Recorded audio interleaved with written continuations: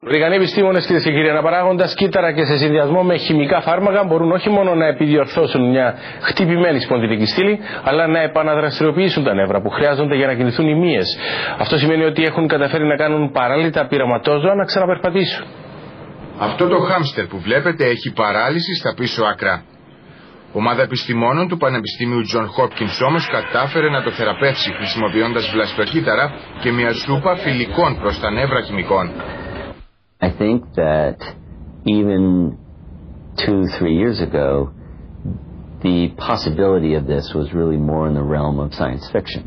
Τα βλαστοκύτταρα και τα χημικά τοποθετούνται στο σημείο βλάβης του νοτιαίου μυελού και δημιουργούν νέους νευρώνες, την ώρα που παλαιότερα πειράματα, επίσης επιτυχημένα, απλώς τους επιδιόρθωναν. Οι επιστήμονες ωστόσο τονίζουν ότι ο συνδυασμός όλων των απαραίτητων στοιχείων θεραπείας είναι περίπλοκος και θα χρειαστούν πολλά χρόνια μέχρι να εφαρμοστεί στον άνθρωπο. Η μέθοδος έχει τη δυνατότητα να θεραπεύει παράλυση που προήλθε τόσο από τραύματα στη σπονδυλική στήλη όσο και από ασθένειες που καταστρέφουν τα νεύρα.